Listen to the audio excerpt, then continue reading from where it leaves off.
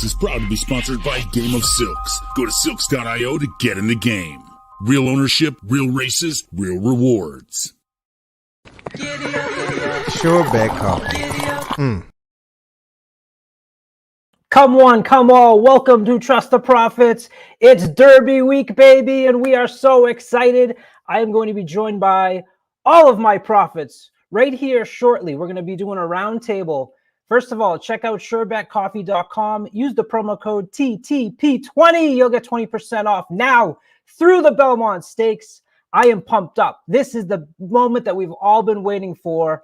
And my first contestant on tonight's show is my fellow Bostonian, the first person talking about Endlessly that I have ever seen. It is the one, the only, Sean Patrick Nolan. Welcome to the show, Sean. Hey, buddy, how are you? Hopefully my energy is coming over to you. Now, unfortunately, up here in Boston, we do have to make friends with people in New York, and we've got a couple of those in our channel as well, but that's okay. We're going to welcome in the New Yorker each and every stride. It's our good friend Keith looking for value. Keith is in the house. Appreciate you having me. Very exciting time, Colin and Sean, and looking forward to talking 150th Kentucky Derby with you. Yes. Our next contestant has been drinking at the bar all day, so I don't know how good of thoughts he's going to have tonight, but I know he's been working on some sort of formula. Look, he pounds his final beer. The formula. Welcome in, baby. House. Can you tell me when we started? I will. Okay. All right. Just tell me when this rolls, okay? and I'll be ready. Don't worry. All right. I won't show a drink or anything. Yeah. All right. We're live. Oh. And last but not least, it's not a fun video if we don't have some controversy, because we needed someone in here to rile up the crowd, maybe talk about how he misses Muth, maybe talk about how wonderful Keeneland is. It is the one and the only Riders Up. Riders Up. All right, Bob, I'll talk to you later. Hey, how's it going? I had Bob Baffert on the other line. We know. You've been saving that one. That's great. Very good. Welcome, everybody. Welcome. This is the yearly Trust the Prophets Roundtable. We've done it for the Travers. We've done it for the Breeders' Cup, but nothing compares to the Kentucky Derby. And we have a fun format I've put together for everyone tonight. We're going to be bringing back the wheel generator, and it's going to spin randomly, okay?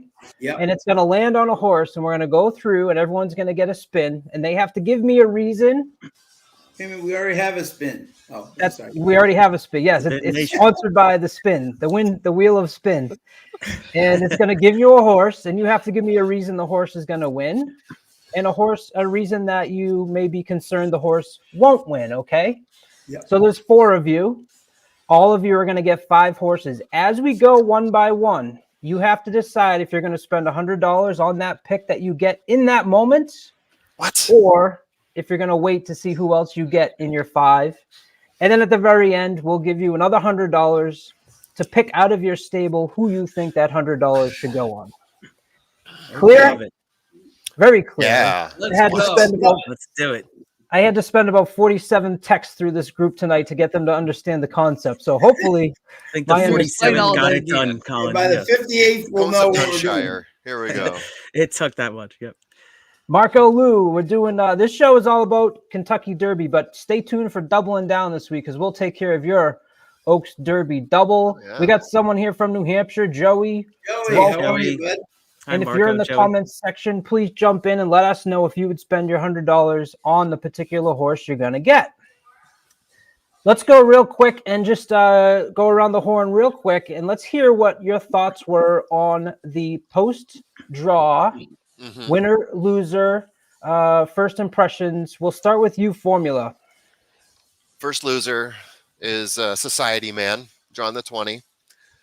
Society Man might as well scratch right now. Got no shot.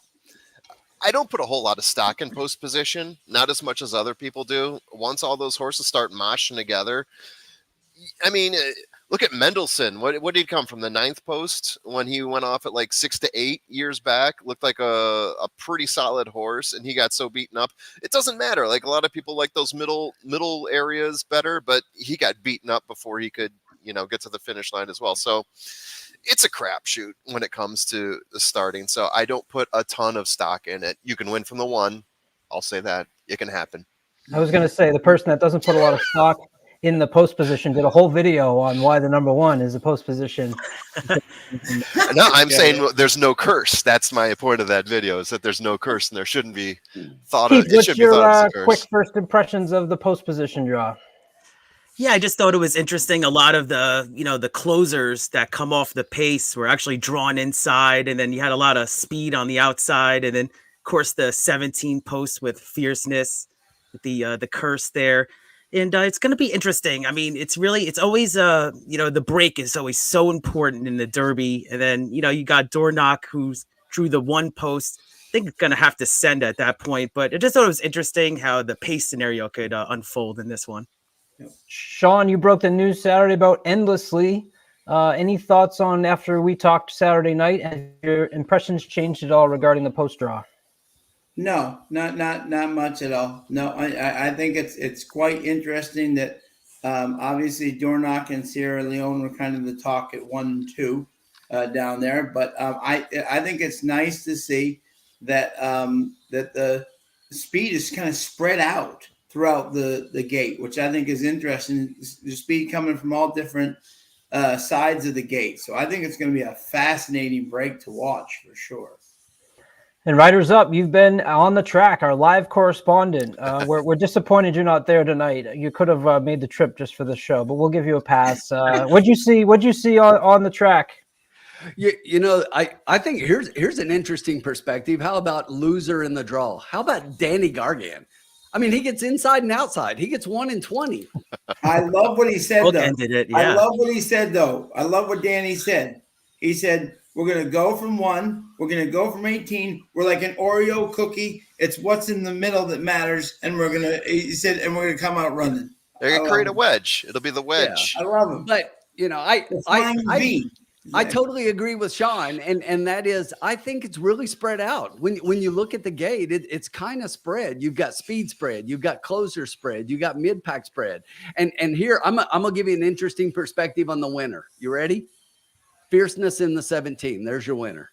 And I don't mean winner of the race. I'm talking winner of the draw. Oh, okay. Listen, people, if you're going to talk about 17, and I don't believe in curses, but if you're going to talk about 17, you got to go back to 92 in Arazi, and you got to go back to 01 in Point Given. Those are the only two odds horses that have been in that post position. Other than that, it's been a bunch of double-digit horses without a chance. I mean, come on. There's no curse. Fierce. It is absolutely fierce. But, I think it's a great draw for them. I really do. I think they're going to be able to see everything, position where they want. They got speed outside. I love it. Let's go. Yeah. Speaking of great picks, we got our friend Mary Elizabeth in the house saying hello. How are you, Mary? How's it going? Hello, Mary. Oh, and Bill, 2 great people checking in. All right, let's go. We're going to get this shindig started. Tim, you've got the wheel. So when everyone understands, we're going to add the wheel to the stage. Now, don't spin it yet, Tim, but we're going to spin it. Sean, you are up first. You're going to take the first spin. So the horse that comes up, you're going to give us a reason why you like them and why you might want to fade this horse on Derby Day. So the first spin of 2024 for Spin himself. Tim, let's have it. Here we go. And Tim did a lot of work today putting the Derby 150 logo in the middle. And here you go, Sean. Ooh. Breaking Tim's heart. Tim's upset. Here we go. Honor Marie. Starting off hot. A reason, Sean, why Honor Marie will win. Okay. So, the first reason why he won't is because some guy that was at Churchill Downs the other day loves him. But no, only kidding. No, honestly, I think this horse is exactly this horse is Ben Curtis. It's Whitmore Beckman. This horse definitely has a chance for sure. If you are a fan, I said this to you the other night. If you are a fan, and I'm going to say it right, of Chasing Freedom, right, is that you have to love this horse because this horse was closing just like he was in the Louisiana Derby. He was only a length behind him. right? And he's been getting better. I love the fact that Ben Curtis has got the ride back. Ben Curtis had a fabulous fairgrounds meet. For those who didn't know, he was really winning like gobs of races at the end. You know, he's been having a very good year. He's a great rider, and also Ben grew up riding in races with 20 and 18 horse fields. This is what he grew up in. This isn't going to be nothing new for him. This is like being at home.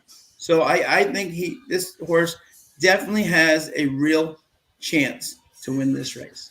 And your concern? My concern would be, I mean, if same with Chasing Freedom, was that race too slow? You know, was the Louisiana Derby too slow? Is there too many horses that have a little bit more kick than him coming down the stretch? But I mean, if I had concerns, but I don't have any major concerns about this horse. But just I would just say, just the class, is he up in that echelon to be? But I think he could be there for sure. All right, you got $100 to spend. Are you going to spend it on Anna Marie or wait to see what you get? I'm going to wait to see what I get. Oh, nice. wow. And Oh, Tim, what's your reaction to that? Yeah, there's Tim. Let's hear your reaction.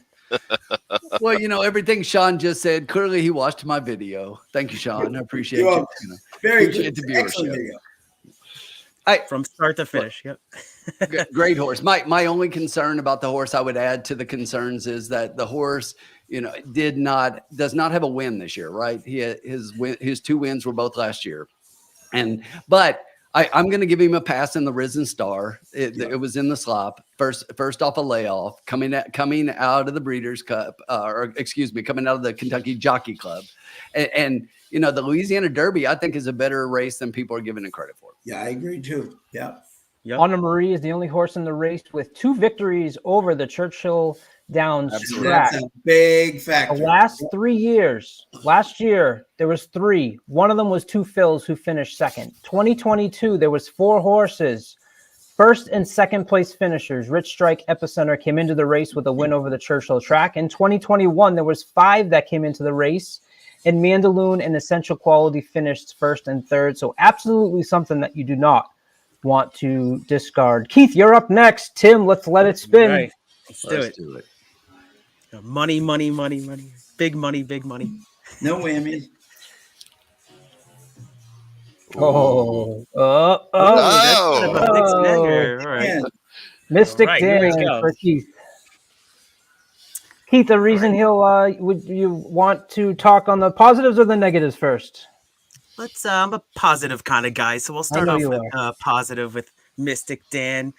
21 morning line, drew the 3 post here for Kenny McPeak. He's been working very well. Got 3rd place finish last race at the Arkansas Derby. Very important 3rd place finish, I must add, because he needed those points really to get into the starting gate here. I really think that now I'm actually a little bit more intrigued with Mystic Dan, is because the forecast has kind of changed a little bit with Churchill. We're looking at maybe a little bit of precipitation on Saturday. We don't know yet, though. It's still pretty far away, but we saw what this horse did. I mean, you know, in the Southwest, in the mud. I mean, it was a very impressive run up the rail. There was a lot to give. I thought it was a great ride too by Hernandez. And really at this point, I think this horse could really be aided by the moisture, by some kind of mud. But I really think that this horse is, he's placed a lot in a lot of tough stakes company. So there is some upside still.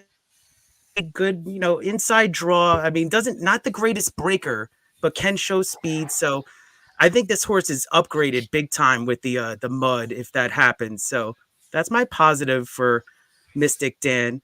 And my negative would be just last race kind of looked a little flat. I know that he actually passed a few horses. Speed figures went down, though, big time from the Southwest. Now, I know that Southwest was such a big performance, but the Brisnet speed figure went down 9 points, and the time really wasn't that great. So that was a pretty tough Arkansas Derby race. But for me to take this horse in a wide open Derby field it's not the greatest breaker either. So that's something that he's got to work on a little bit better. But that would be a couple of my concerns: the speed figure going down and just getting by to get into the starting gate. So kind of mixed feelings on Mystic Dan, but definitely upgraded if there's weather, if there's going to be rain. 4 for 6 in the money, $6,500 real money rewards in the game of Silk. So don't forget about that. Keith, are you spending your $100 on Mystic Dan, or are you going to wait to see what you get? Yeah, I'm gonna wait. No, nothing personal against Kenny McPeak. Now he does say that if you don't put a penny on Kenny, you're gonna get hurt. So, but I'm gonna pass right now on Mystic Dan and take my chances. I knew that was coming. Formula, you're up. Tim, let's go. Boy, Mugato, here we come. Yep. Quick shout out to Worcester Irish. What's if I knew Mugato was going to be in this, I would have put a drop in. Resilient. Junior. Formula draws Junior jockey. Resilience. All right, let me pull up my notes here, guys. Yeah, Resilience. Your Wood Memorial winner. All right, give me a second to pull up my notes. I forgot that I was on board here. Not thrilled with this pick. I'm just going to come out and say it right now. Coming from the 19. What do you like about Resilience? Winner of the Wood Memorial. Mott is the trainer. Alvarado coming off that Wood Memorial. This is a horse that's going to be pretty close to the pace, you would think. Not get himself in a whole lot of trouble. Gosh, it's really hard for me to build up Resilience a whole lot. I don't think he ran against a huge crowd in that Wood Memorial that was of any consequence. This is a horse that has come in the money 4 times out of 6, running up in New York. And yeah, I think I'm spinning more negative on Resilience than I am any sort of positive here. I apologize, guys. And any Resilience fans out there as well. Going from Velasquez to Alvarado after the last 3 races. He's run against a lot of good horses in the past. A lot of those maiden special weights that he went through. Locked. Sorry. What's that? Locked. Fair enough. Yeah, came in 4th at the Risen Star behind Sierra Leone. I think this is an insta toss for me. If you want to ask me if I want to spend $100 on Resilience, I'm going to say huge pass. Apologies to owners of Resilience, but yeah, I'm not seeing it here. Okay. All right. Honesty. Gotta love the honesty. Yeah. So anyone want to say anything more positive about Resilience than I just said? Yeah. Well, you scared. It looks like you scared Colin away. I don't know what happened here. Yeah. Yeah, Colin is. He definitely comes out of a key race. You have to say that. I think in the business. I mean, I'm just giving him a positive. You mean he came out of one of the last Derby Prep races with a win? Here's the positive. Here's the positive. Junior and Billy Mott. I mean, come on. Sure. I mean, how many big races have they won in the last year? Yeah. That is definitely a positive. Did we lose our host? Technical difficulties. Please stand by. Yeah, so this gives us time. This gives us time to talk about Resilience more. Exactly. Should I just spin and go? Yeah. If you want to, I will pass the baton over to you, Tim, as we wait for our leader to come back. Our leader, exactly. We'll give him a couple of seconds. Like Bill Mott when it's a turf. Yeah, I mean, hey, so really quickly, there's a question in the chat while we wait and see if he pops up really quickly. Oh yeah. So there's a question here from Marv. Let me talk about the weather here.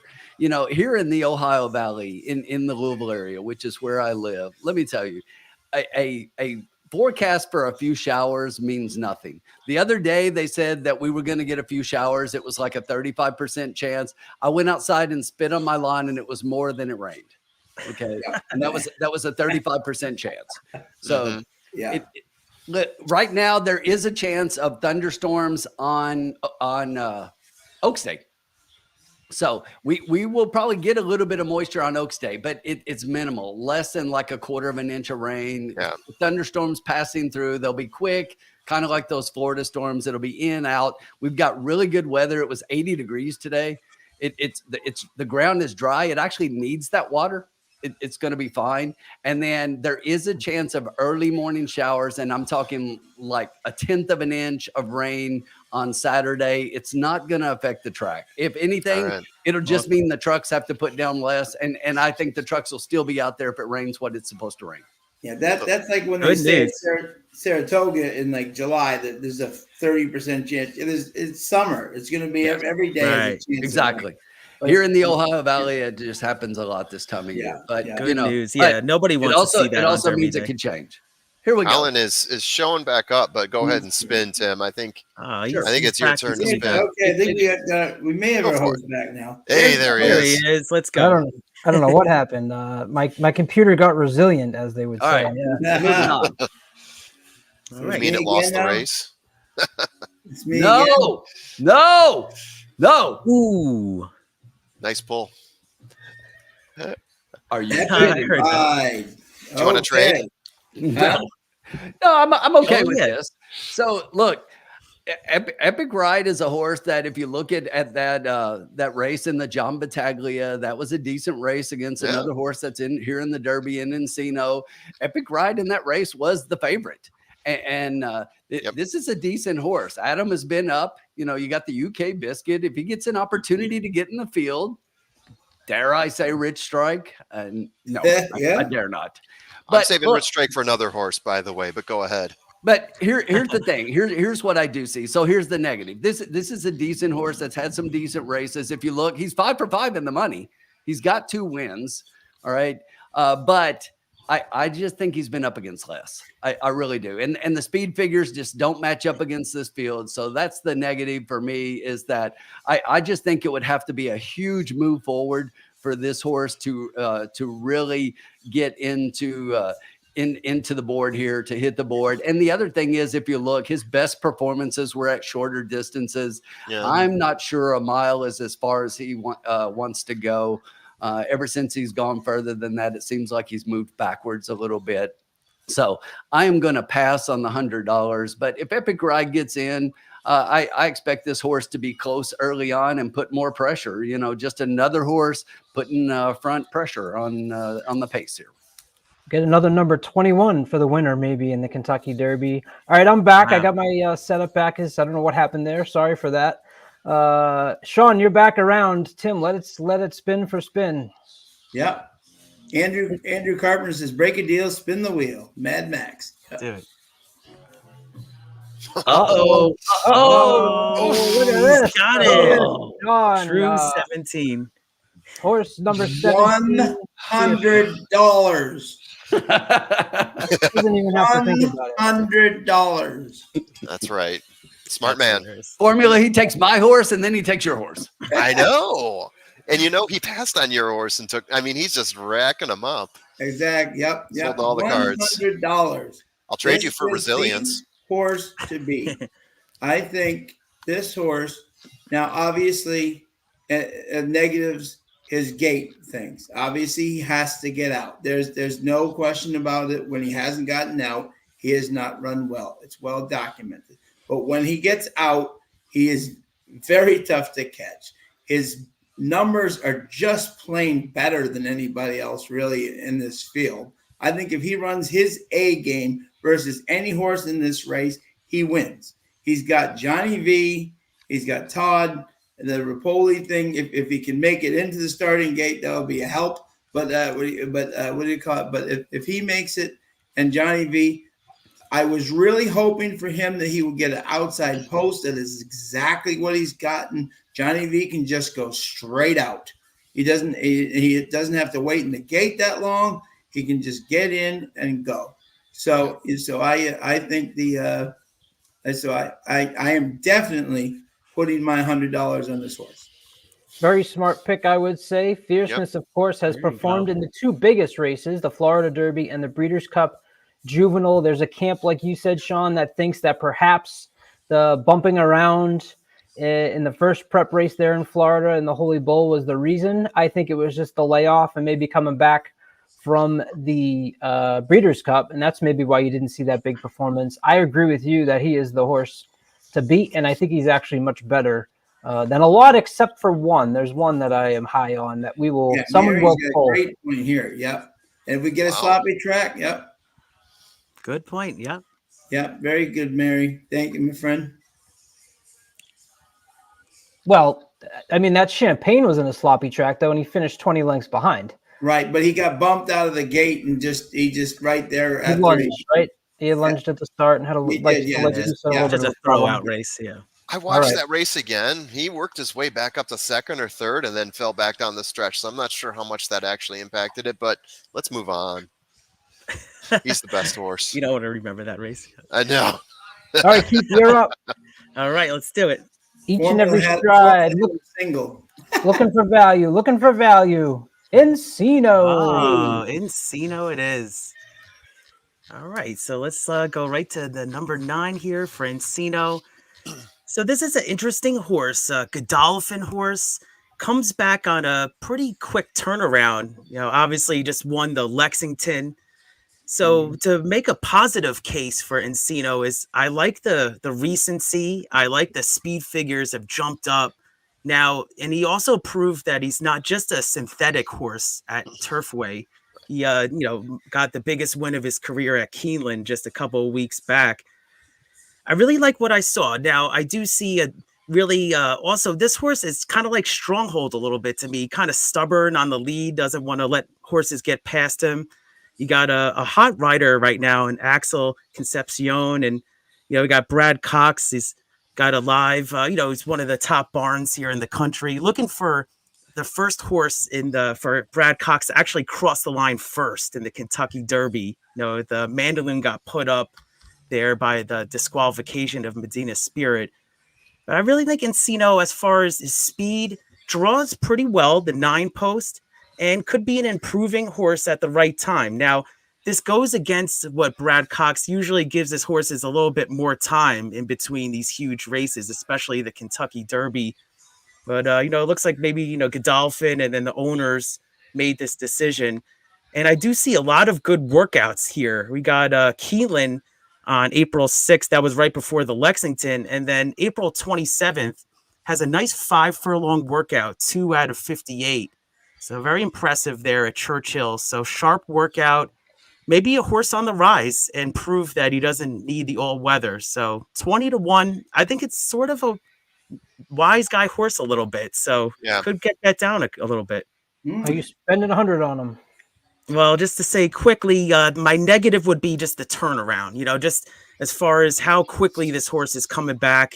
We don't really see, the Lexington is maybe a stepping stone to actually get into the gate. But I mean, I don't know. I don't have it in front of me, but how many winners have actually won the Lexington and then the Derby? So that would be my main concern. It goes against what Brad Cox has done with the extra rest with these horses. So as far as the $100, I'm intrigued by Encino, but I'm going to pass. I'm going to hold on, see if I can get somebody maybe a little bit more established, but I am intrigued by the rising speed figures, so could get bet. Yeah, and the one thing that's important to notice, right? That Lexington was his first race on the dirt. Yeah, so he puts up a big speed figure on the first time on the dirt, right? The first 3 races were at Turfway, so that's certainly something to keep in mind as well. Good stuff. All right. Just a quick point on that too, which is interesting, right? What can you name? This is very interesting about Encino. When did Brad Cox ever bring a Derby horse to Turfway first? You know what I'm saying? Like usually they're not. I'm just saying. So this is intriguing. This horse may have even improved his expectations of this horse. You know what I mean? Like not starting him on the dirt. So yeah. He brought him to Turfway first, and then brought him to dirt, and brought him to something like the Derby. Yeah, that's not usually his MO of if he has a real good horse, he usually keeps him on the dirt, not on the poly, so. Yeah. I'm trying to think of how he exceeded even his expectations. I know Angel of Empire, I think, started out at Indiana, but I don't think he was on poly or anything like that. And Keith, to answer your question about the Lexington, the last Kentucky Derby winner to win the Lexington was Charismatic in 1999. Thank you, Tim. It did happen. Okay, but you have to go back 25 years. Just a little bit. Very cool. The anniversary. He's due. There you go. There you go. That's right. All right, Formula, you're up. Oh, Here crap. we go, Formula. See if I'm prepared for this one. Resilience threw me. Oh, we're getting there. Your boy. Or Oh, your boy. You drew really far outside Formula. Wow. I have my slide set to Society Man because I'm like, I'm just gonna draw Society Man here, aren't I? Oh, okay. So I'm really just slopping up the Wood Memorial because this is the second place horse at the Wood Memorial, finishing 2 1/4 lengths behind Resilience. Broke his maiden the 4th time out at Aqueduct in an 80K maiden special weight race, going a mile there. Placed 8th at the Withers, and that's the positive. I really think this is the biggest insta-toss. The 2 horses that are sitting there as also eligible horses, I like better than Society Man. I'll just put that out there. Even Mugatu, I like. I can find an angle on Mugatu I like better than Society Man. Someone's going to beat me up in the comments about this. I know it. Someone just out there loathes themselves some Society Man. But I don't see it. I'm not spending $100 on this. Yes, Dirty Reg. I'm with you. I'm with you, Dirty Reg. Yeah. All right. All right, Tim, roll for yourself, baby. All right. Can I say something positive about a horse?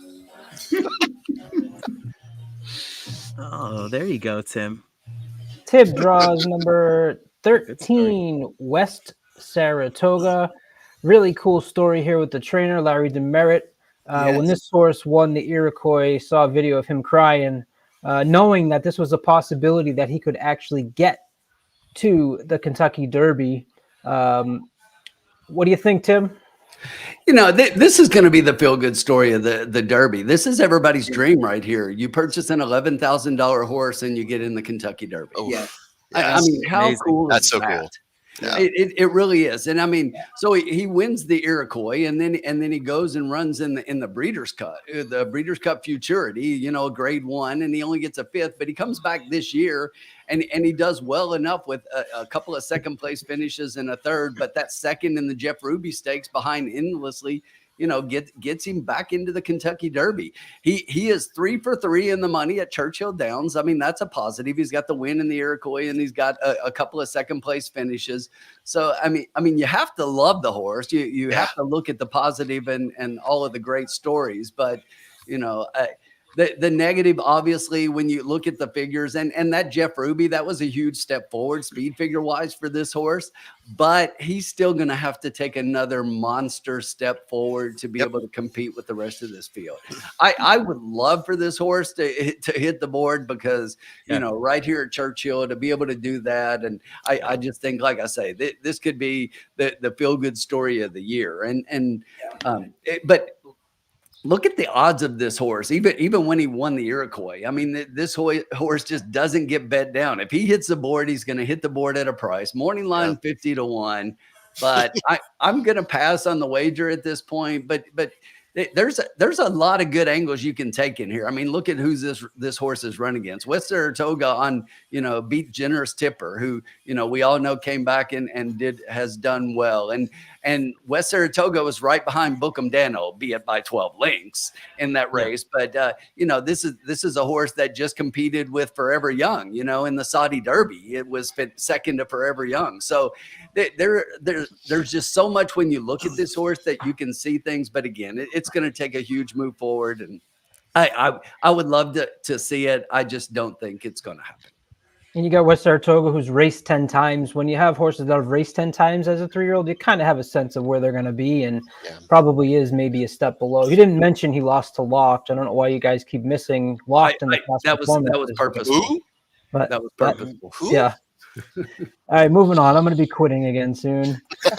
We're rolling back around to the guy that's winning the draw by far so far, the Spin Master.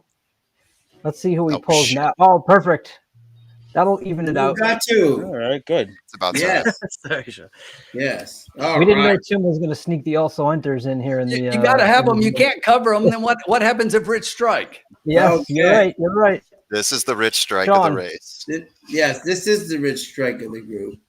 And really did not run, honestly, did not run a terrible bluegrass. Came in 5th he was gaining. You know, if we're looking for positive, he was gaining. He was making ground, and I think that if you're going into a 1.25 mile race, and he was in a mile 8, he was gaining ground on a track that wasn't having too many people gaining ground. He did gain ground, and I think that's a very positive for him going to a 1.25 miles. I mean, he's out of Bielefeld, Union Way, Union Rags, Quality Road, right? The distance is a little bit suspect for him. I don't know if he can get the 1.25 miles quite, and he has Talamo, which is not, to me, a fabulous thing. But based on his last race, I mean, he was not that far back from this group that you couldn't say that he has a chance if he can get the distance. The negatives are just, I just don't think he's just in this class. But I just, the outside, just everything. If he draws in, he's in the outside, so it doesn't, you know what I mean? So it's honestly, I just have to pass. It would have to take a 2022 event to happen again, where he's got like the right mouse maze to go through. But I mean, he fires off all of the same indicators that Rich Strike does, because he's a closer. He doesn't always get there. He comes from deep, but you see the number of horses he passes, even though he's not like always placing or finishing in the money. Right. So he's the classic Rich Strike look, but is the race going to set up for him? Is even going to get in? Likely not. Yeah. But it's a fun story to play. It is a fun story. Yeah. You did a good job, Sean, getting through that one. Good work on giving some I got to put that down for Sean. You did your homework. That was SPN. That was about as much as I could come up with. All right, Keith, you're up. All right, let's do it. Got a good horse here. Here we go, guys. Oh yeah, man. Playing with my dreams here. Catalytic. Oh, man. Okay. Pulling the strings on my dreams here. Just cruel. Oh. If it wasn't falling to you, it was falling to me. All right, so Catalytic. So let's take a look. This is a Safi Joseph horse, and Jose Ortiz gets the mount here. So you got to take notice of that. And this is a lightly raced horse here. So let's take a look a little further. I mean, we got Tampa, Gulfstream. So it's only 3 career starts, which is right there. That's a little bit of a concern for me, just the racing experience alone. Now, I know that what I'll say is as a positive is that this horse finished second to Fierceness. Obviously, Fierceness put on a show, was many lengths ahead, but you know, horse coming second place to Fierceness. Maybe we'll see another. I know Forte scratched last year on the day, but in Mage won. So maybe the horse to beat is maybe the horse behind the horse to beat. I know it's a crazy thing to think about, but maybe a horse to kind of move forward. I know I'm trying to build a good case here.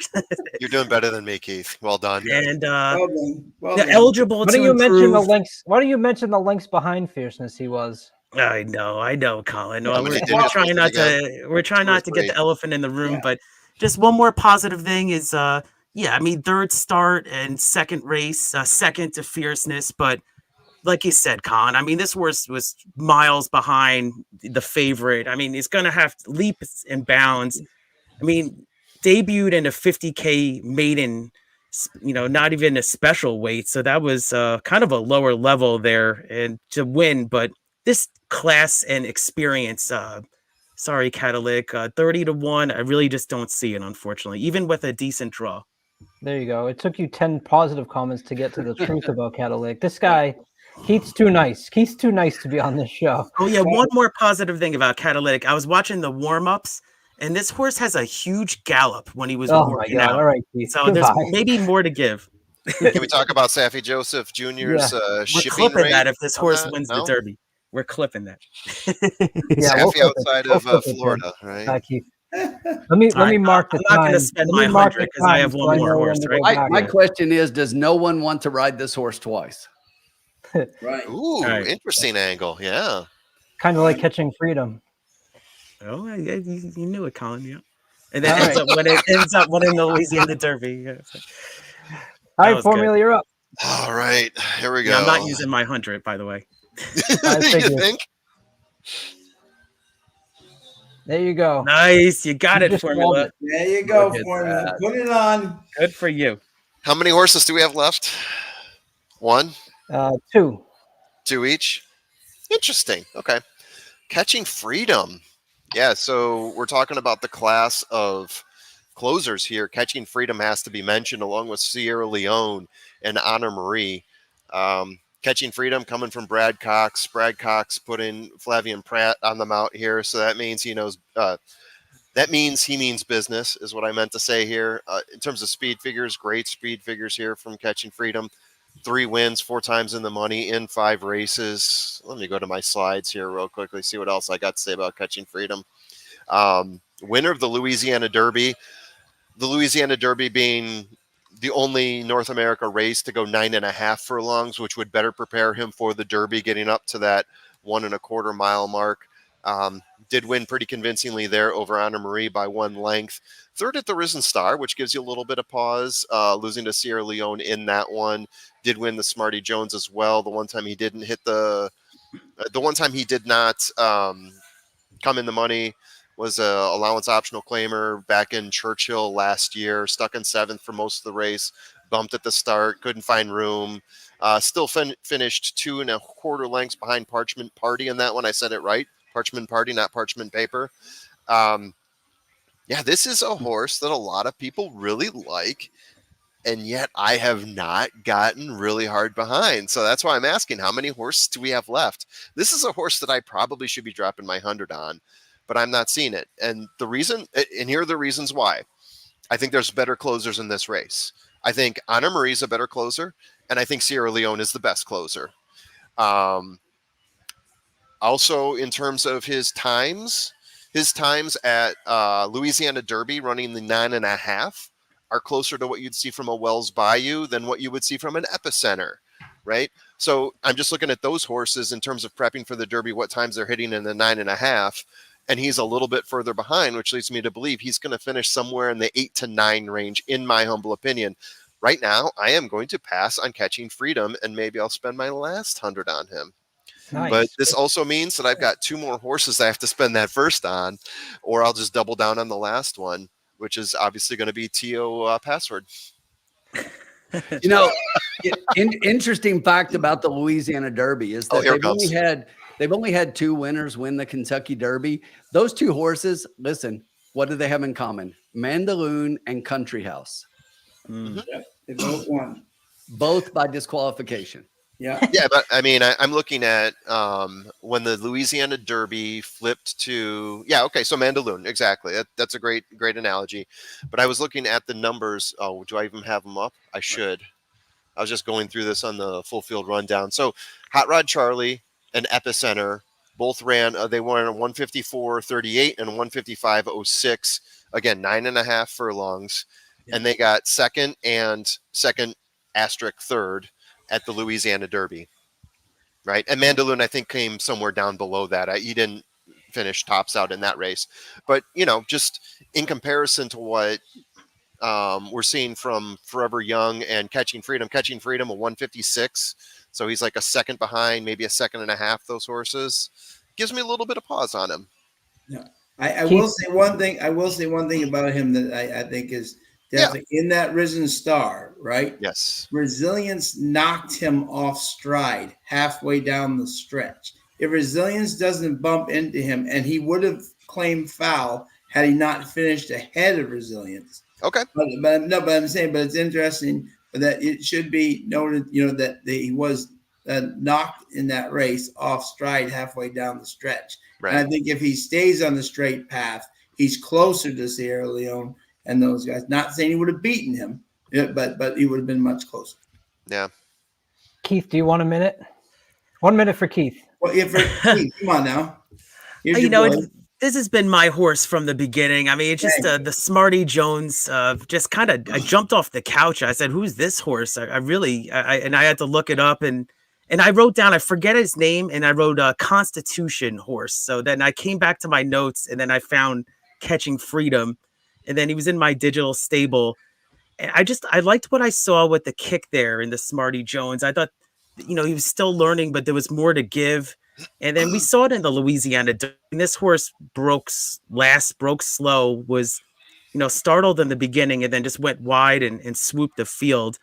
Now, I know people are saying about the times and the speed figures, but visually speaking, I just thought Pratt is actually a great jockey, I think, on this horse, too. A very patient rider for the Derby, can really pick his spot to kind of press the button. So I have, me and Sean have a Kentucky Derby future bet. So I think I'm sitting at about, I don't know, I think I'm 34 to 1 or something like that. I got to double check it. So yeah, 31 to 1. Yeah. Yeah. So I'm looking forward to it. Real quick, Colin, before I spin, I just have to address this right here. So facts are weak because here's all I said is I was given the facts about the Louisiana Derby. Catching Freedom is in my top 3. Catching Freedom is going to be in my bets. I love this horse. All I said was the fact that 2 horses have won from the Louisiana Derby and they were both disqualified. I'm not sure how facts are weak, but I digress. Let's move on. 2 horses have won, though. There you go. All right, Tim, you're up. Let her rip. I thought you And liked Epicenter should have won. Go ahead. Is it me or?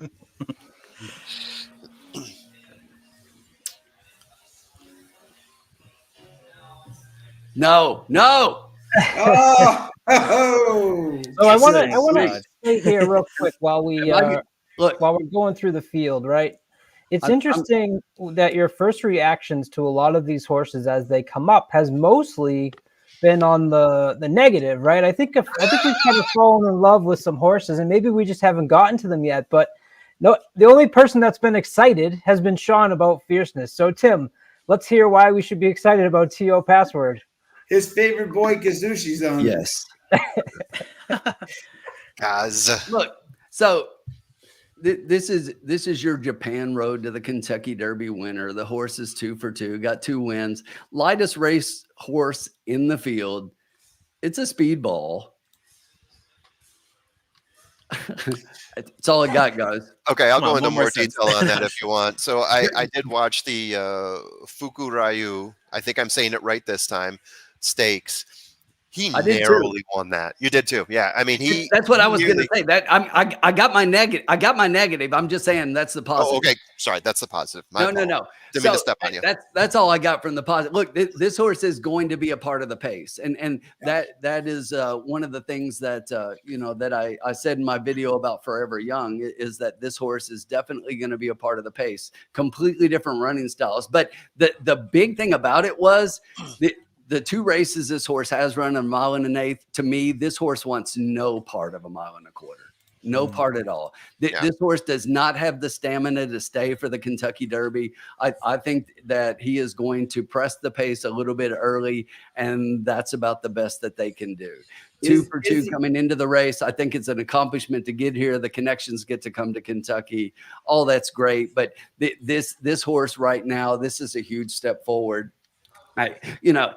Your best Japanese horse came the other route and didn't take the Japan route, right? Yeah. So there's clearly one horse that's better than the other. And Formula, you got anything to add onto that one?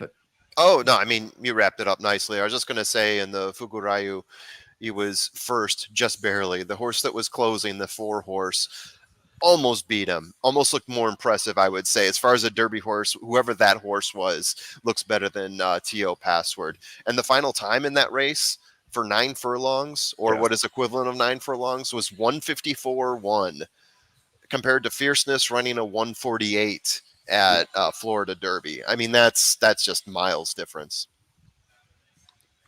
Oh, I gotta add Tim's name here for T.O. Password. Make it so official. There you have our picks so far. Only Sean has decided to spend his $100 on Fierceness. I take it Tim wasn't going to spend his 100. I made an assumption there, but I think I'm safe to say that. So we spin back around, and it comes back to spin. Tim for spin. Let's do it.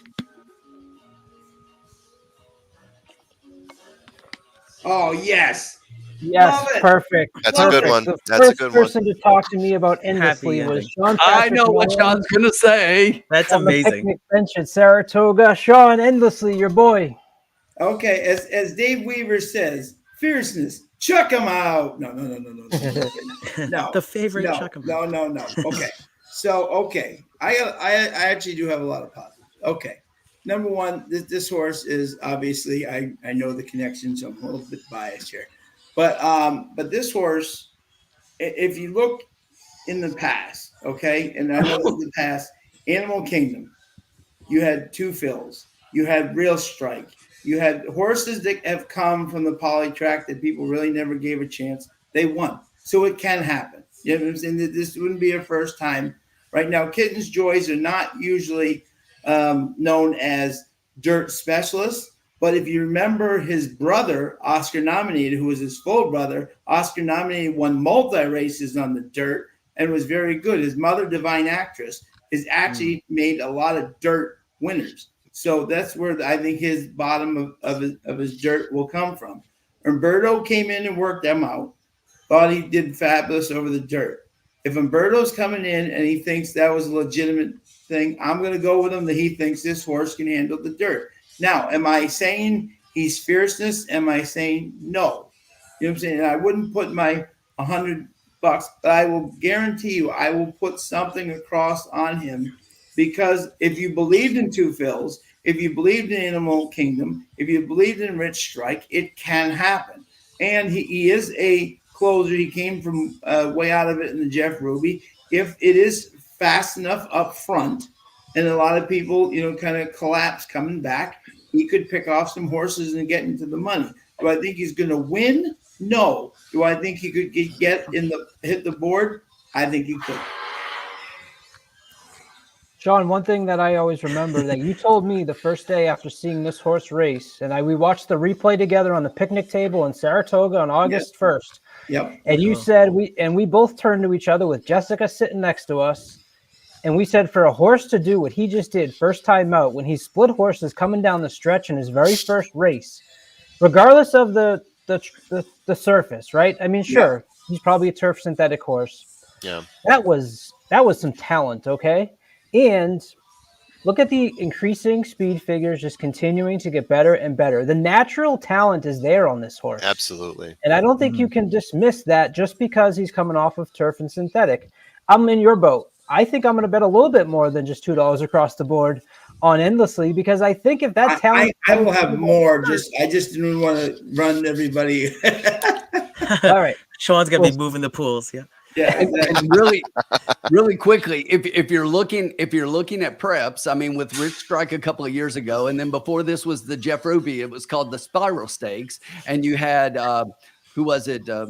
Animal Kingdom that came out of the Spiral Stakes and won. So that they've both been like in the last 13 years or 12 years going up to last year. So if you look over the last 12 years, the Jeff Ruby has produced as much as some of the bigger preps. right. Yep. all right, we are moving on. Again, we're giving everyone a spin at the wheel. They get to pick which horse they get that they're going to spend $100 on. They have to do it in the moment, so we don't want them going back. They will get a chance to go back afterwards. Keith is up next. Tim, let it rip. Oof. Ooh. The other Chad. The other Chad. Tom Prod. All right. The other Chad. Domestic product. So let's look. Domestic product. Let's try to come up with a couple of positives here. Now you pick up Irad Ortiz Jr. That's true. And this is the other Chad, as you just mentioned here. Now, this horse got a big break from winning the Tampa Bay Derby. I remember watching this race. It was a gutty effort on the front end with Tyler Gaffleone. Really kind of just, really fought hard to get there to the line. Looks like needed a break after that. So hasn't raced since March 9th. A little bit of a concern there. Hasn't raced in 56 days, but winner of the Grade 3 Tampa Bay Derby. This horse has actually been routing a lot, going pretty far distance, even at Aqueduct, and then back over the summer, even at Saratoga. So, you have the connections.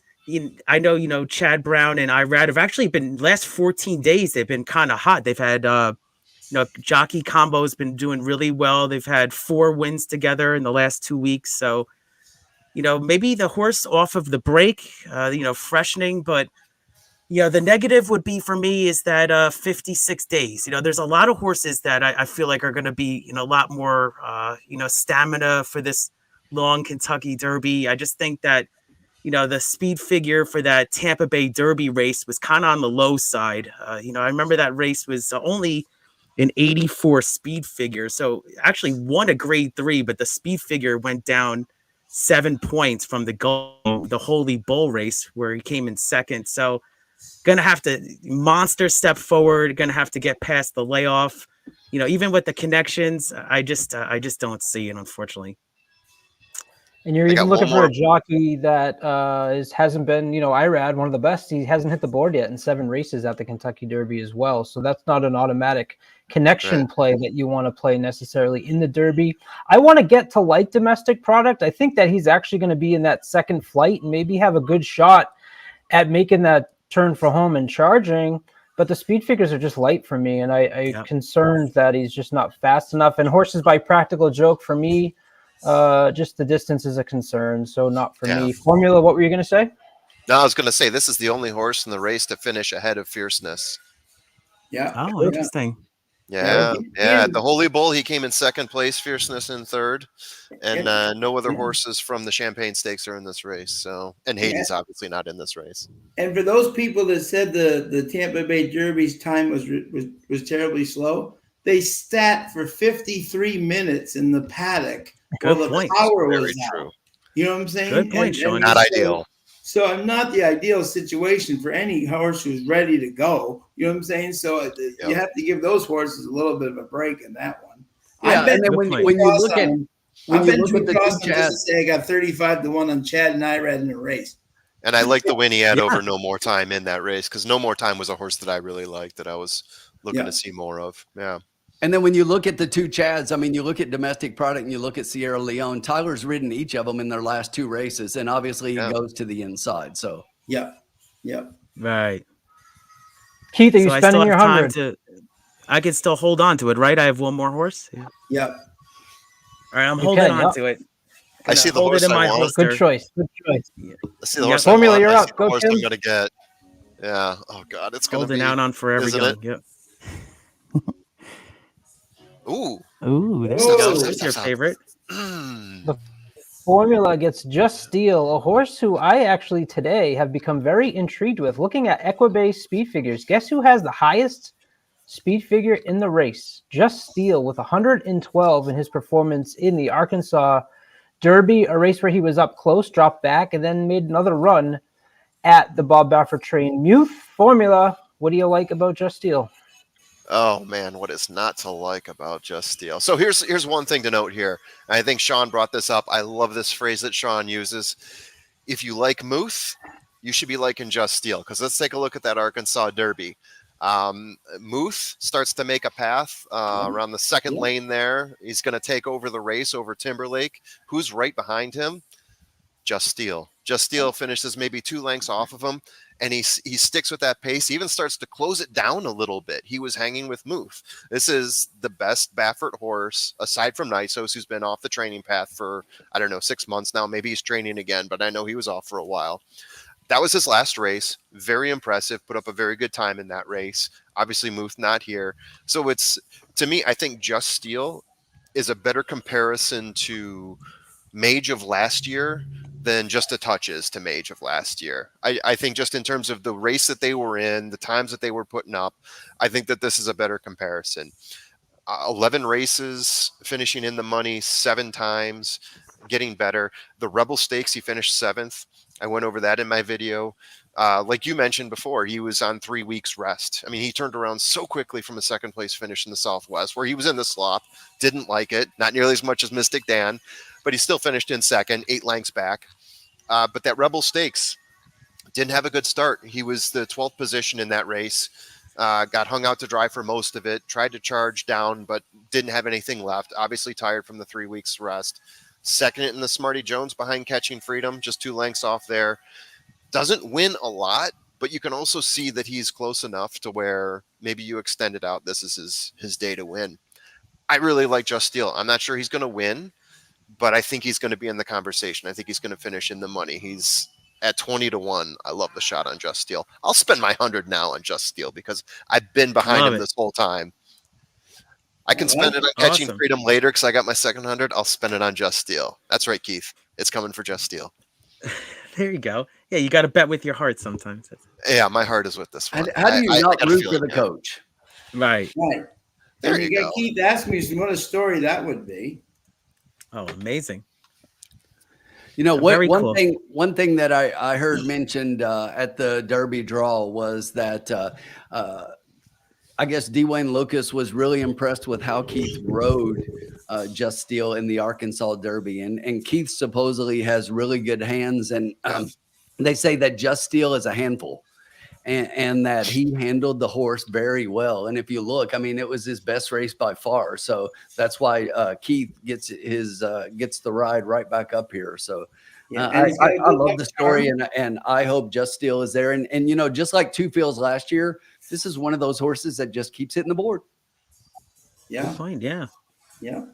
The last starter for the coach was Bravazzo back in 2018, who finished sixth that year. He finished second in the Preakness behind Just Steel Sire, a horse by the name of Justify, who you guys might remember. And I love these. I love horses that use like Just Steel, just a touch. You know the sire right away. You don't even have to. You don't even have to think about it. So keep that up for me, like Anna Marie, right? We know that that's an honor code horse. Okay, we are up next with. Who's up? Tim, you're up for your fourth pick. You got Epic Ride, West Saratoga, Who's the worst one left? Password. That's the one I'm probably gonna get. Let's do it. Oh, yeah. Done. Stay in that black. That's the one I thought I was going to get. Yeah. Sell me on this horse. Pass. Look, the horse is 6 for Good luck, 6 in the Tim. money. The horse Okay. is 6 for 6 in the money. This is true. Look, Yeah. the Florida Derby was a good race. Fierceness beat everybody well. And you know, if we're going to give Catalytic a chance, then, you know, this horse was right there as well in third, and probably the best prep that looked on paper from a speed figure, but the field below Fierceness. I mean, it's hard to like them. But this horse, I mean, I watched Grand Mo the first in the Tampa Bay Derby, and again, like Sean said, that day was a mess with everything that went on with the toad and the delay, and the race was so slow. They timed it with the sand dial, but it hit the board. Hit the board. I mean, 4 straight third place finishes. How do you not take a horse like this and think that he's not still going to be coming?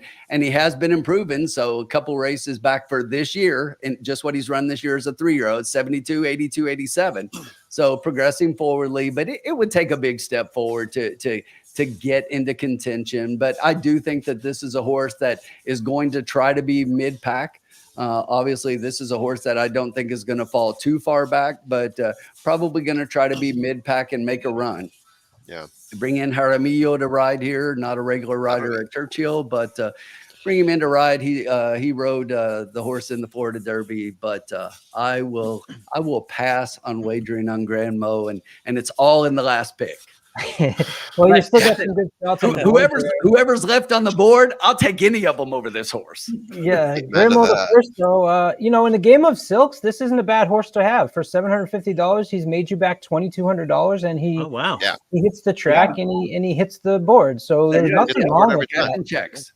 He's just not a Kentucky Derby contender, in my opinion, either. So we go back around. Too. Yeah. We go back around for the last time. Sean, you've stolen all the good horses. It's up for you now to take just a touch for Forever Young. So go ahead, Tim, and let's give Sean the 8 or the 11. The 20 that we calculated on, because I added in the 2, is going to leave 2 horses at the end. That we'll have to decide how we talk about those. Sounds good. I'll give them to whoever's. Tim, you get one of them no matter what. All right, definitely. TP. Okay, TP. Track Phantom, Sean. Yeah. Okay, here's the good news. He's got speed. That's the good news. He's got Joel, the Hall of Famer. That's a good thing. He's got Asmussen. That's a good thing. Other than that, I just think this field, this distance, this everything is just too long for him. And I think the speed, he has to go to the lead, right?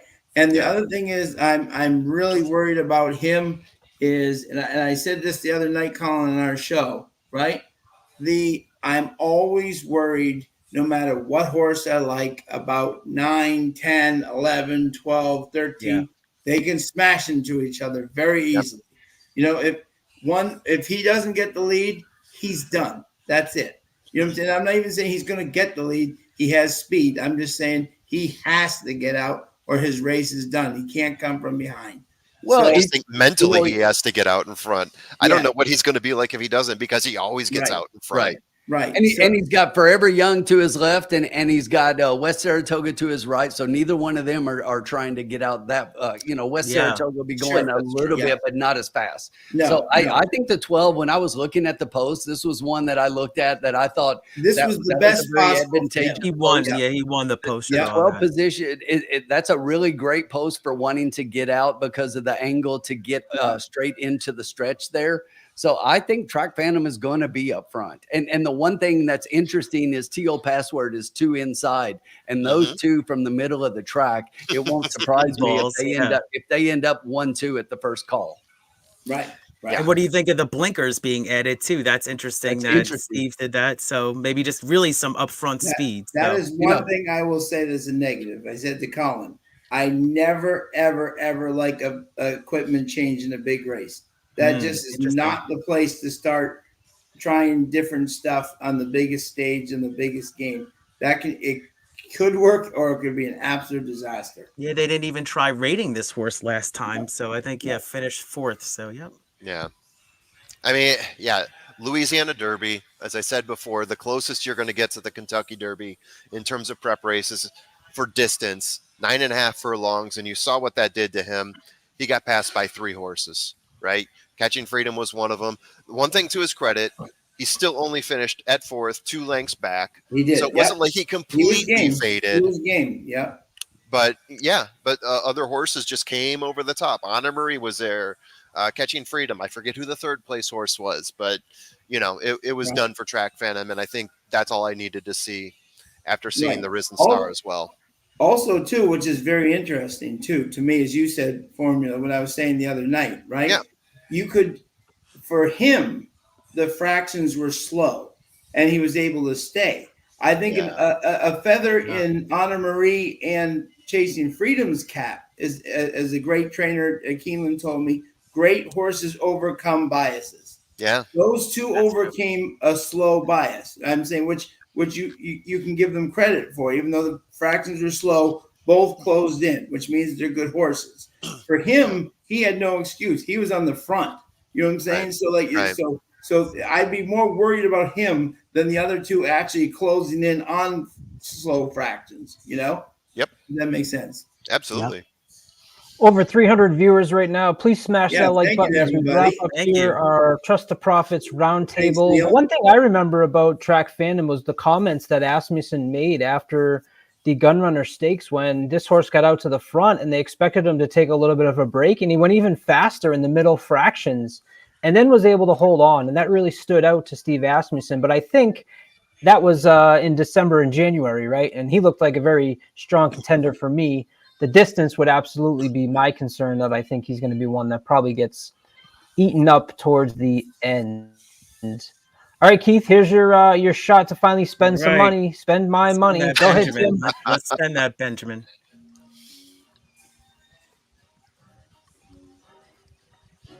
Ooh, nice. And you are going to get it's the 1 West Coast versus the 19 East Coast horses. This is Stronghold, trained by Phil D'Amato, your Sunland Derby winner. Keith, what do we like about Stronghold?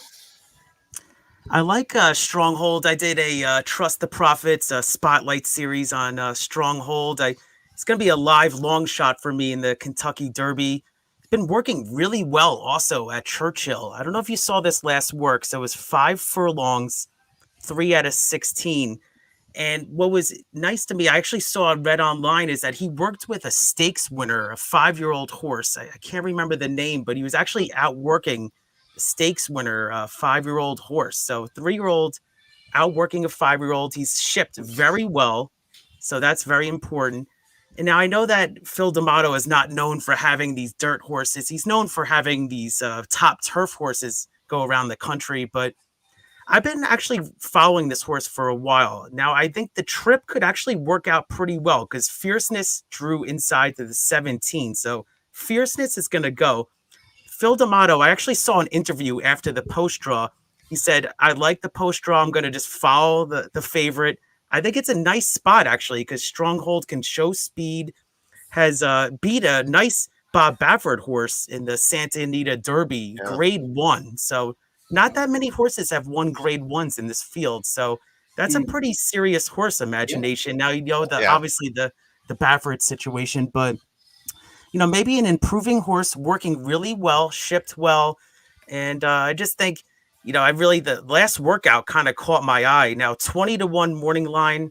We'll see what happens with that. But I'm going to use my $100 on Stronghold. I really think that this is a horse that can get stubborn on the front end and really has that tenacity. I said that in the Spotlight series is that I'll take that every time in the Kentucky Derby. I know the speed figures and everything, maybe a little bit on the light side, but I'll take that grit, you know, that down for the fight. So put my Benjamin on Stronghold. I like it. I like it. Thank you. Well done, Keith. I said on our video the other night, I think that right side of the... I'll say something right quickly side negative if you want. Yeah. Go ahead. Yeah, just you know, shipping from the West Coast. This isn't a Baffert horse, and you know, basically Phil D'Amato, he's not known for this move at all. But you know, I just think that I like a lot of positives here, though. I really do. He's going to be on my tickets in some way, even horizontally and vertically. So. Give me Stronghold. He's never seen this many horses, which is interesting. All his fields have been small. Good point. You know, Dirty Red just brought up a great point there, you know. Yeah. He did run a sub 150, 9 furlong. Ghost Sapper. There you go. Ghost Sapper was a beast. Yeah. Very nice. Tim, we move along. Formula, you're up. You get a shot here. Ooh. I think I'm done. Who you got? I think I'm getting Dornoch. Ooh. Interesting. Dornoch, it is the inside post, which I think is actually a positive for this horse. You know what he's got to do. He's got to go. You got to go, Formula. What do you like? Yeah, so this is a horse. He's got to get on the pace. We've seen that. We saw it at the Bluegrass. It looked like, and I think you guys talked about this before, that Gargan was trying to do something a little bit different, get a little bit of mud in his eye and see how he reacted to it. Didn't react well. 4th place at the Bluegrass, 6 lengths behind Sierra Leone in that one. So that's the bad. The good, he did win Fountain of Youth, which wasn't that great of a race. Time in that wasn't good. The field was scant after all the scratches. And who did he beat? La Dame Bro by 1 3/4 lengths. I'm still talking about the bad. He did beat Sierra Leone. He's the only horse in this race, only horse in the country to beat Sierra Leone. And he did it at the Remsen, going 9 furlongs. That was a while back. No one else was even close in that race. Beat him by like a nose or a head or a neck or something like that. This was a horse that was just going out there and winning and maybe taking 2nd place here and there for a while. This was a horse that we all had pretty high on our list. I think Fountain of Youth dropped him down a notch. Bluegrass dropped him down even lower. A bunch of people got off the bandwagon. So here's the question. The horse that we saw at the Bluegrass, is that really the Dornoch that we're going to see? Were they just trying a couple different things with him and they were good to coast with him into the Derby? Start to hear rumors that maybe that was the case. So I think this is actually, in my opinion, a live horse for the Derby, especially at the price that we're getting for him right now, which I'm going to have to check on real quickly. We're getting 20-1. I think that's a great price. I thought that was high. What's that? I'm sorry. Yeah, I thought that morning line was a little high, actually. Yeah. I'm surprised it wasn't closer to 10 or 15 or something like that. Yeah, he is well bred, Neil. You got that right. So I think I think if you put your blinders on and look past Bluegrass, you might find yourself a horse here. Now, of course, we're throwing out the biggest race he was ever in. If you're going to throw out Bluegrass, but you know, there's an asterisk next to it that you could talk yourself into and say, hey, maybe that's not exactly the real horse there. Maybe they were just playing around with it and trying a couple different things. Right. To give a little insight on that formula. Thank you, sir. I was on the backstretch, that day, the day of the Bluegrass, right? And I even seen Danny.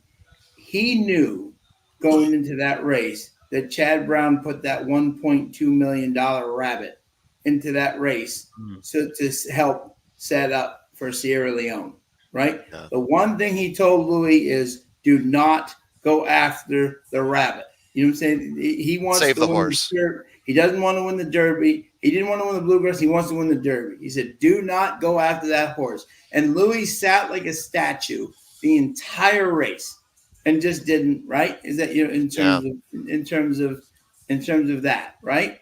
The other positive for this horse is that Louis Saez was the original rider in Chasing Freedom, right? And stayed with Dornoch. You know what I'm saying? Which means that he obviously thinks this horse is a legit horse. You know what I'm saying? Yeah. I think we will see him much more forwardly placed, which is where he belongs. And I'm not saying he's going to win, but we're going to see a much better Dornoch than the real Dornoch than we saw in the Bluegrass, where he knew he was not going to go after the $1.2 million rabbit. That's what I'm banking on. Yeah.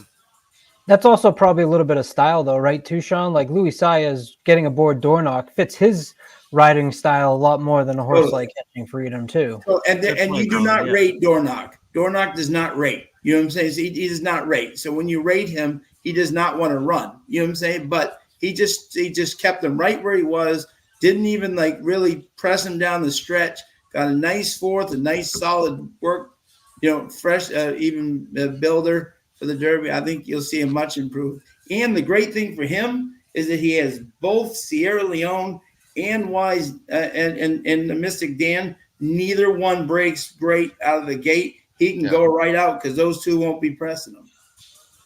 Victor with an awesome comment here. What takes place the first Saturday in May has 20 horses. The first 4 races at Santa Anita. Oh, wow. That's awesome. Wow. That's pre-scratch. All right, time to build up Tim's stable here because regardless, he's got my trifecta right there, right on the page. Good job, Tim. Whoa. No kidding. These are the 3 studs, I think. So, Tim, you're all set depending upon who you grab here. Not bad. I disagree. I don't like Sierra Leone. Sorry, but you do. Let's hear about him. That's Look, an intro. folks, the Kentucky Derby is all about the closers, so I'm here to close it out. All right. All those horses before, that was just smoke and mirrors. We're just setting up the pace, and we're coming in for the close. Sierra Leone. And the formula alluded to this a little bit earlier. That race in the Ramson earlier, I mean, Dornoch got a nose in front of Sierra Leone. And if it wasn't for that nose, we're sitting here looking at a horse that is 4 for 4 coming into the Derby as the second favorite on the board because of fierceness. But you could argue that this horse deserves favoritism. And when it comes to the Bluegrass, I will say this about the Bluegrass. I've watched that a lot. You guys know Keeneland's my home track. And here's the thing about the Bluegrass, if you haven't dissected that race, and I have like watched it 10, 15 times, but the pace in there was lightning. Okay. Yeah. The pace in that race was absolutely smoking. So we know that the track was speed favoring that day, not saying you couldn't close into it, but this was just like the Kentucky Derby that Rich Strike won. I mean, it was like the absolute perfect trip in that they smoked themselves. I mean, everybody was out of gas. A 110. This horse came home slowly. And listen, I'm not criticizing the horse. I love Sierra Leone. I'm just saying he didn't have to close hard. You know, I think Tyler could have got off and carried the horse and passed the other horses. They were so gassed. But look, you got Tyler Gaffleone. This is the Chad, like we talked about. This is the horse out of the Chads that Tyler wanted to ride. Tyler's leading rider at Churchill Downs regularly. He knows the track as well as anybody in this race. You have no Kentucky Derby winning jockeys in this race, not one.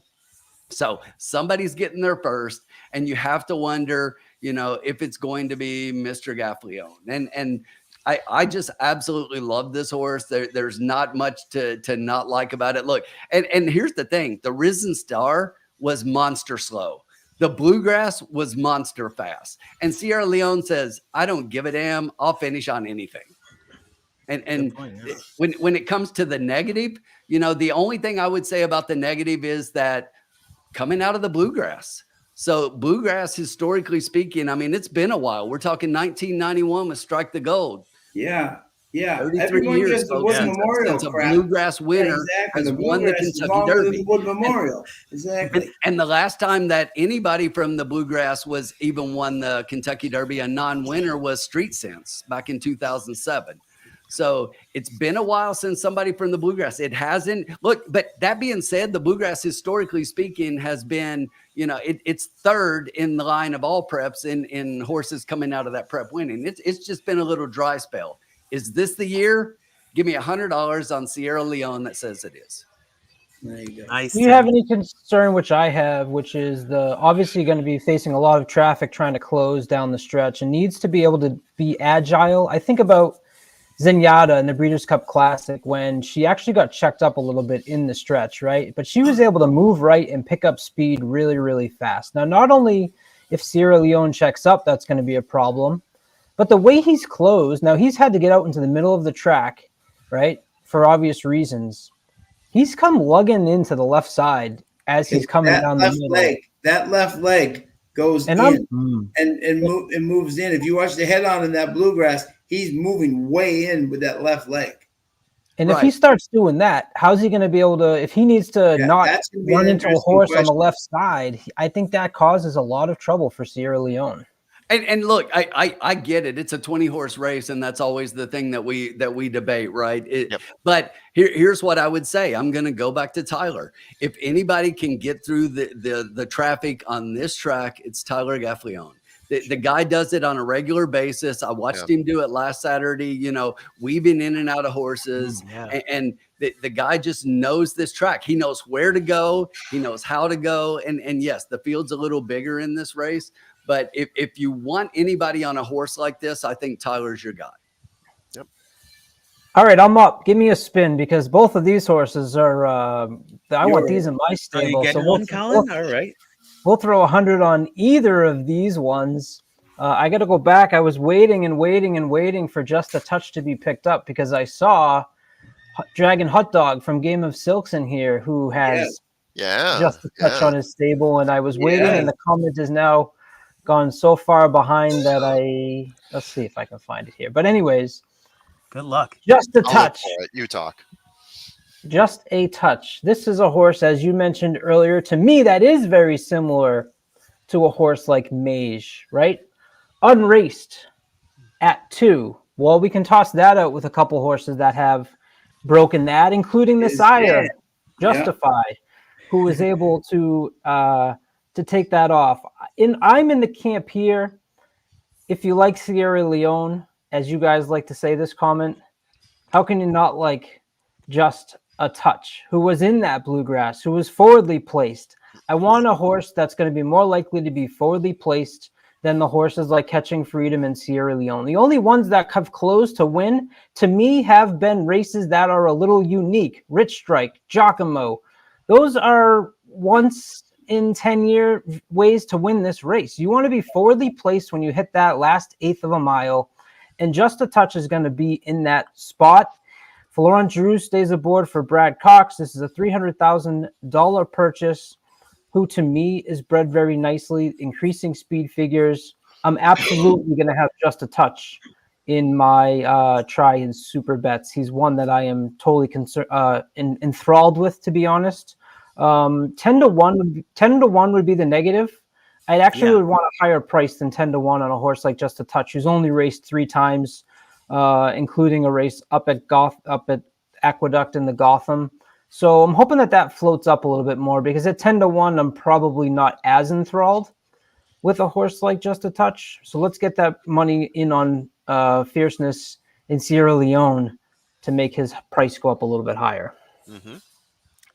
I like it, Colin. Yeah, can I just add one thing, is that I seen on the Brisnet PPs, this horse has actually got the top prime power rating out of all the horses in the Derby. So that's kind of eye-catching. What did he get? What's his number? Got a 148.7. Who's next? Let's do a little scrolling here. I'm sure it's probably got to be like Fierceness or somebody. Let's take a look here. And we got second will be Looks like, yep, Fierceness is second at 148.5. So it's right there. Very, very close between those two. Who wants Forever Young? Undefeated. I 5 races. just did a video on Forever Young. Oh, take it down then. I'll just add to it. You probably got more, Tim. Go ahead. No, I was just going to say undefeated, Saudi Derby, UAE Derby. I just watched the UAE Derby. And again, similar to TO Password, I watched it. It was graceful. It was elegant. The way he passed down the stretch looked very strong. But then I look at the final time and I think to myself, you know, if I'm looking at those 9.5 furlong times, I'm comparing him to some of the horses in the Derby of the past that have finished 9th, 8th, and 13th, right? If I'm going to be comparing numbers again. So as much as I really want to like Forever Young, especially if you start to add on to a lot of people thinking this is a weak Derby field, a horse coming in from Japan, prime opportunity for him to take over, right? That narrative's been coming out there. But I just don't think that the horses coming over from Japan are the best horses. I think Dermasotogake was better last year. Or 2 No years way. ago. Please. Yeah. Dermasotogake finished, what, 6th? Yes. Exactly. These Japan horses are getting Young, better and better. No, hold on a second, though. Back it up. Japan is finally... I've been saying this. These horses are getting better and getting better. They're making a splash on the big stage. 13th 2 years ago, 6th place last year. You can't. So okay, he finished 6th. That's an improvement, and that improvement is continuing to get better and better and better. This trainer is the trainer that came over and made the splash for Japan on Breeders' Cup a couple of years ago. So to me, this horse is much better. He comes into this race with over $2.3 million in earnings. Do you know the record of the horses that have entered the Kentucky Derby with over $2 million in the Kentucky Derby? Well, I'm sure it's all the ones that have raced in the UAE where all those earnings are located. But Probably go ahead. Nyquist.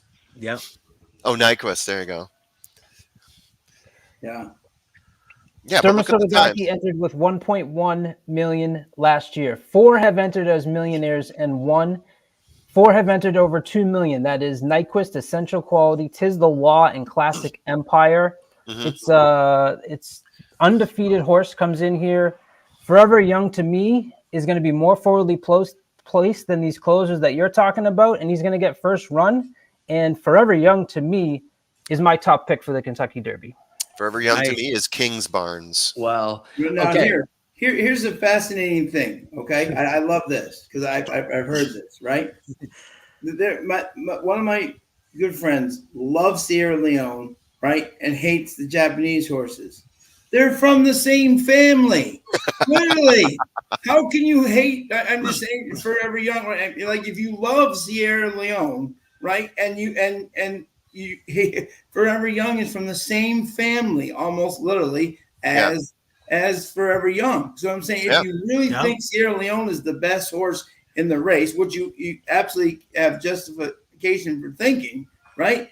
Forever Young's from the same family. Yeah. So it is. I'm saying. So what? Oh yeah. What's the hate? And I mean, the difference with Forever Young, is the exact opposite of the negative I said Sierra Leone. If Sierra Leone gets checked up or he lugs into the left, he's not going to be able to push button speed, which is what Forever Young has. Watch him in that last race. They push the button, this horse goes, and he takes off, and that's what you need if you're going to be a closing style in the Kentucky Derby. He'll do that, and he'll be 3 seconds behind. That's my point. And I'm with you on Japan. They're going to win eventually. I'm not saying I hate Japan horses. Yeah. I welcome them. I think they make the Derby way more interesting. But I just think that this horse, based on what I've seen, and I went into it today thinking I would really fall in love with him, and I didn't. It was the opposite for me. Go ahead, Tim. No, I was just going to say, so the video is coming out there. A lot of the things that we've said here, and I talked about the relationship between Forever Young and Sierra Leone. So both of them are they're basically cousins. So if you look at the dam, Forever Darling of Forever Young and the dam of Sierra Leone, which what was it? Stakes winner. It says the dam. Heavenly Love. So the dam of both of those is a horse called Darling, My Darling, and then it was a homebred for both of those. Both of those were homebred by the Oxleys in Kentucky, and they decided to keep one, and then they sold the other one. So they sold Forever Darling. But for both of those to get get to the Kentucky Derby in the same year is a huge accomplishment. And That is amazing. but here's the thing, and I agree with the formula a lot. I did a lot of diving when I went in and looked at the races here, and look, Forever Young started out at 2 mile and an eighth races, and that's more what this horse wants. The horse can get 1.25 miles, no doubt about it. Yeah. Then the horse does a couple of mile races. In the Saudi Arabia Derby, Forever Young barely beat Bookham Dano. And if you watch that close, you're like, there's no way this horse closes on Bookham Dano. And Colin is right as far as the speed to come running like he did. But here's the thing. Outside, wait. Outside, I'll let you talk. Let me finish. I love it. Outside. Forever Young is not getting that trip. Forever Young is in the 11 in between speedballs on both sides. Forever Young is going to get crushed in the middle. And here's the thing.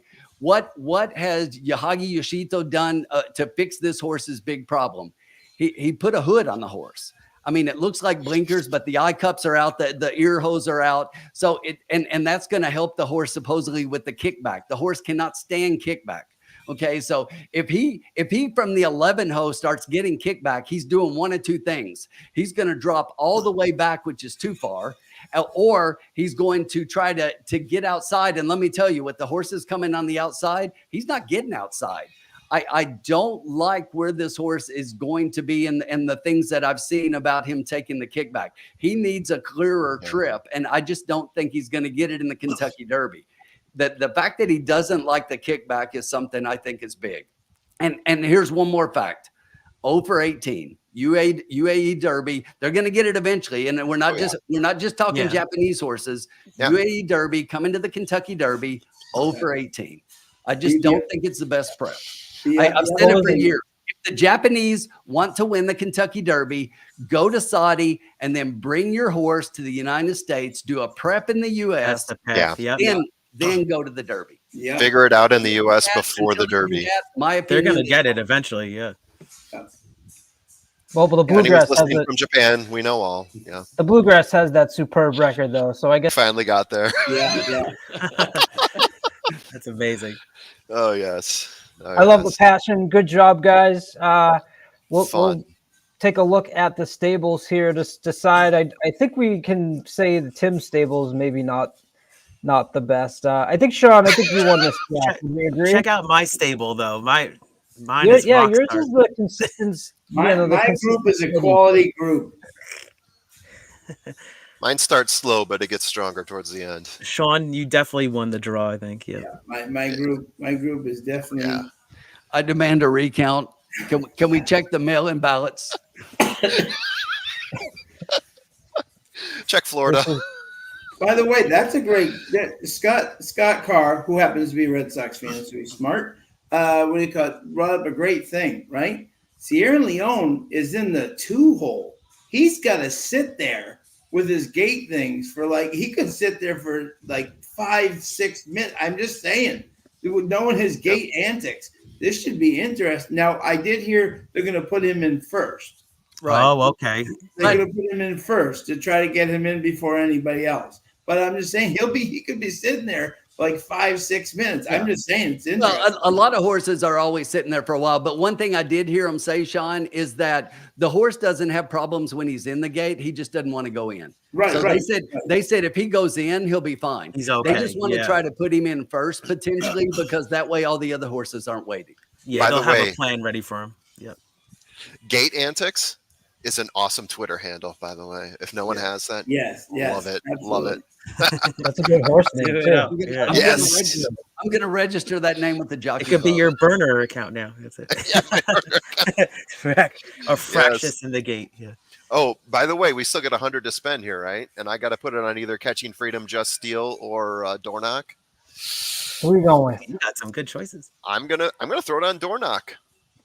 I know a lot of people are gonna throw it on Catching Freedom. I want the value of Dornoch, and I also think that he might be recovering. It's probably a stupid bet, and I'm just throwing more money at not betting on Catching Freedom like I showed in my full field rundown. But yeah, I'm gonna just have to follow my gut there. I've already got 100 on Just Steel, now 100 on Dornoch. Let's see what that does. Anybody else making a change? Or are you else? sticking with it? I'm sticking with me. You can only use 100, Tim? right? Yeah. No, 2. Oh, you gotta do 2. Yeah, All we- right. Slim pickings here. Let's see. 30 across and endlessly. No. Tim's If I got were a you, tough I would go decision. double on Stronghold. Yeah. Yeah. No, As soon I'm Fierceness all the way with my group. Very good, gentlemen. Well, that will wrap up an hour and a half, 90 minutes talking Derby. We went through the whole field in a fun way. I got a little passionate just to get these guys riled up because I know Tim likes to come at me. So I knew, and I actually think Fierceness is on top for me with Forever Young and then Just a Touch. That's kind of where I'm at right now, and we'll play that out. Catch me on Doubling Down this week. We'll do an Oaks Daily Double. Keith, we're doing some value picks, I hope, for Saturday. Definitely getting that done. Yep. Formula, Colin, what do we got thanks. tomorrow? I don't have anything for tomorrow. I've been putting out so much, but Colin, for being such a gracious host, I got to send you out right.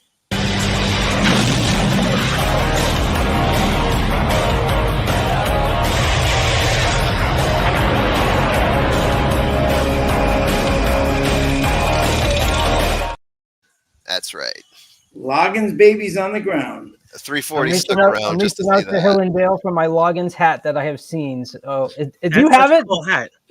What'd you just hold up, Tim? Is that the Loggins hat? I think it's an Embario hat. No. I was just putting my hand Y'all over wish. my heart while we played Login. Okay. Nice. All right, boys. Good job, everyone. Thanks so much for tuning in. Hit Beautiful. that like and subscribe button. We'll be back. Thank you, everybody, for joining in. Appreciate it, everybody in the chat. Yep. May all your Love to bets see be it.